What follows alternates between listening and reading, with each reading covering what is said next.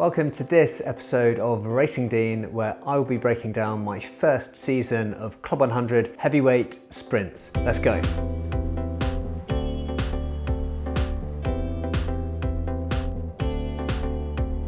A bit about me, my name is Simon Dean. I race as Racing Dean, that's my YouTube handle.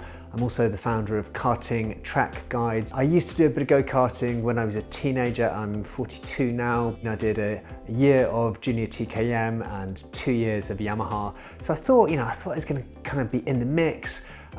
That said, when you start Club 100, you get put into different categories. I would be in the category NC3, which is novice class 3, which is the back of the back. It's only the class 1s and class 2s who can occupy the first 2/3 of the grid. All the class 3s are at the back. Round 1, Butmore Park. What a shock. So I was reading the rules beforehand and I was like, 4 minutes warm up before your first heat. That really caught me off guard. A total culture shock. I was at the back for the heats and I was just like, oh my God, I am so much slower than everyone else. However, in the final, all of the other people who were at the backs of the heats would be in the C final and I had a much better time. I would finish 10th or 9th or 10th on the track, but then demoted to 13th because of a small collision on the last lap where I gained a place, maybe in a way that I shouldn't have gained a place. So that left me really humbled and ready for round 2. More fights going on behind.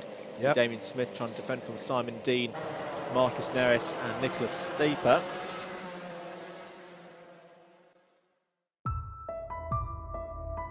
There's my mate Tony. He's just overtaken me under yellow. Round 2 was Shennington. Never been to this track before. Tried to learn it online using one of Rich T Racing's videos about Shennington, which was really helpful to understand that track. Got there, hadn't signed up for the 30-minute practice, so no warm-up, and it was wet.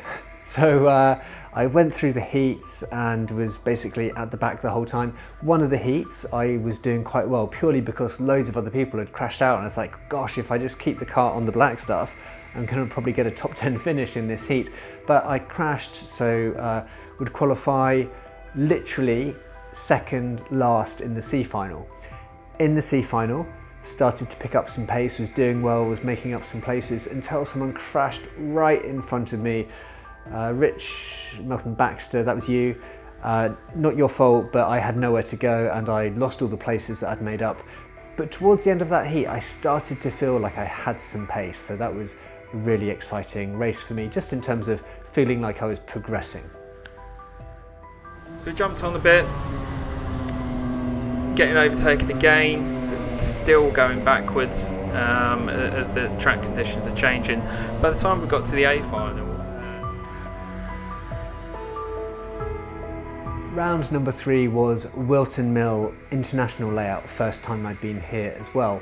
In the heats, was slow but kept out of trouble and had a surprise qualification of 7th in the C final. And this freaked me out because I wasn't used to being so far up the grid and I was just like, gosh, I'm with all these fast karts, what am I going to do? And what I did was I crashed out on lap 2, so really unfortunate that I had this great qualifying performance but then binned it by accident. Simon Dean in front of us. Simon's new to Club 100 this year. He's a nice guy. We've had a couple of really good battles. He beat me at Butmore. But right now we're going to hit the hyperdrive button as Simon gets a little bit of oversteer and we're going to just absolutely fly past him up to the boot.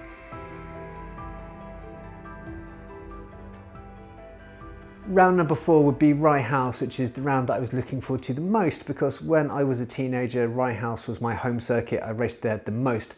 Sadly, I had a wedding, so I would not be able to go to Rye House.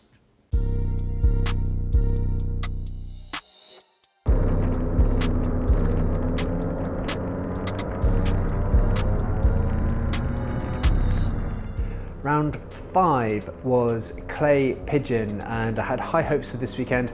My dad lives in Somerset, like half an hour from the track, so I signed up for the Friday test to learn the track ahead of time.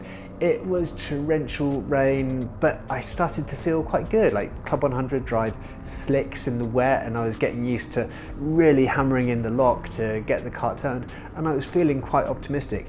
Unfortunately, I'd had a cold, and I'd just about got rid of the cold before the practice, but then afterwards it just knocked me for six, and I was actually too ill to race for that round, so I would have to miss that round.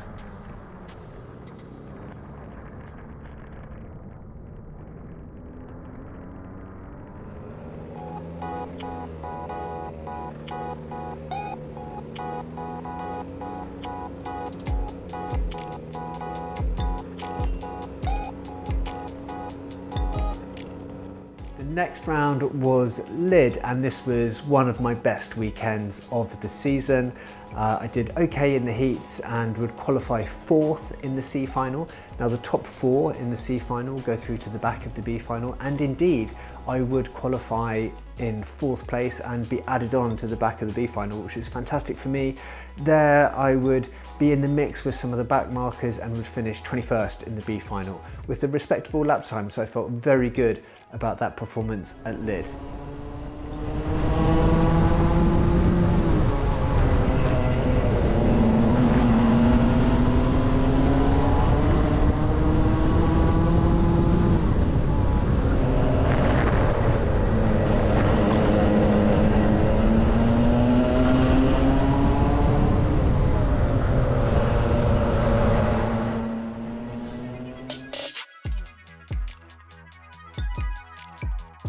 The next round was Llandau, which is in Wales, and I had a pretty good weekend. Like I was able to do the practice. I was definitely not the fastest, but I felt fairly well prepared. In the heats, did okay, got spun round in one of the heats. In the final, I qualified about 9th and I finished 9th. So I sort of didn't really give up or make any places. I think a few people went past me, maybe I lost a few places. But that felt about right. Like I felt like I raced fairly well, and that was sort of roughly where I belong.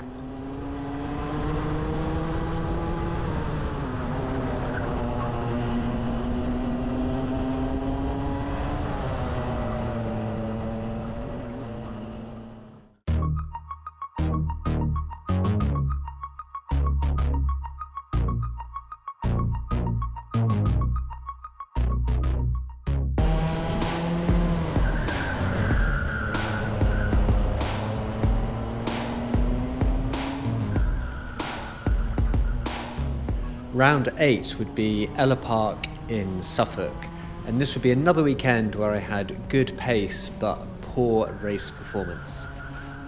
This meant that I qualified once again near the back of the C final, and I was determined to race cleanly in the C final, and I managed to make my way back up to 7th. The great news was that I was able to lay down a pretty fast lap in the midst of all of this, a lap that was faster than lots of people in the B final and a couple of people in the A final.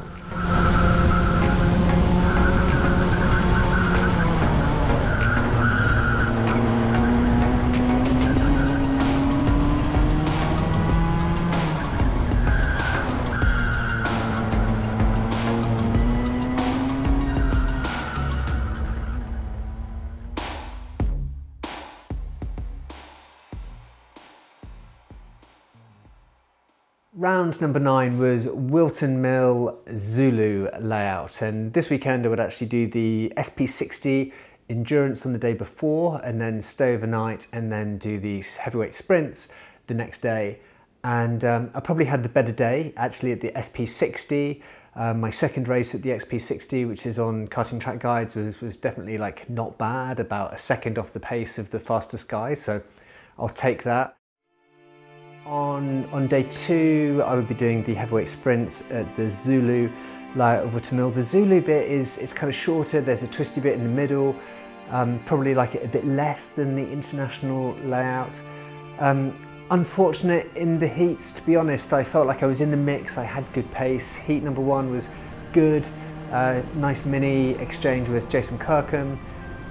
In my second heat, We were told that there's a particular hairpin where if you kind of go on the inside, you sort of like you loosely have the right to that corner, which I did. But you know, in the SP60, I overtook there twice and it felt great. In the sprints, I tried twice and both times had an accident. And I think it goes to show that in the sprints, people are less forgiving when you try to overtake there, but maybe it was my fault too. Maybe I didn't commit enough, and that's a lesson there too. If you're gonna commit to the overtake. So heat 2, I would have a penalty. Heat 3, I was spun around. So I felt like at the beginning of that race, I was out of position on the grid. I was doing well off the start, had made up a few places, had lost a few places due to some collisions, but I was kind of like doing okay. And then essentially, there were 4 of us that were going in a line. Someone at the front did something weird which caused a chain reaction, causing the person in front of me to spin. I had nowhere to go and kind of hit him mid-spin. We both span out onto the grass. Darryl Bennett, unfortunately, we had a few funny incidents over the course of 3 races. At Landau, I would block him by accident on the grass, didn't see him coming. In this one, he span in front of me and I ended up getting a penalty.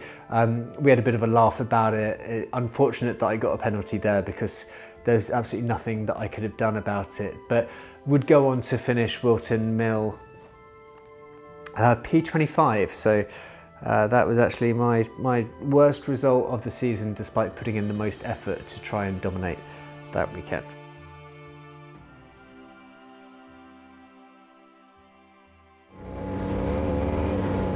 Round 10 would be Buckmore Park, and I reflect on this as my best race of the season. It was wet, and I think it transpires that I drive a bit better in the wet, especially if you don't try and have accidents. So I kept it clean in all the heats, and I would qualify 3rd for the C final.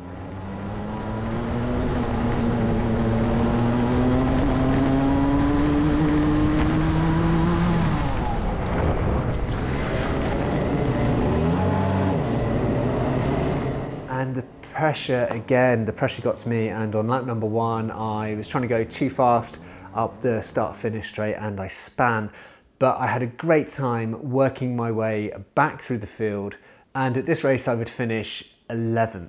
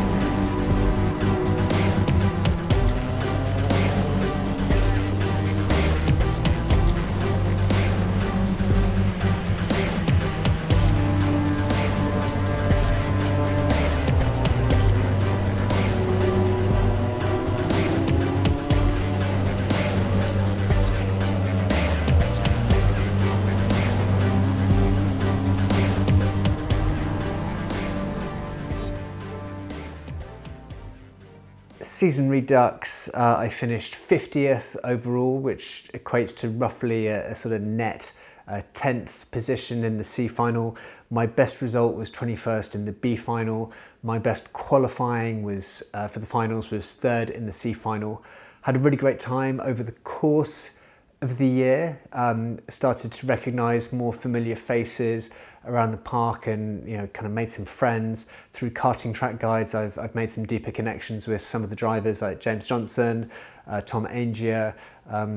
You guys have been really helpful with karting track guides, and moving forward into the next season I look forward to doing all of the practices, on occasion some of the SP60s ahead of the sprint weekends, and being in the B final more. I suspect I will still be a C3, but if I keep my nose out of trouble, I think I can put in a good show and hopefully get into the C2 for next year round. That's it for me, and I'll catch you later.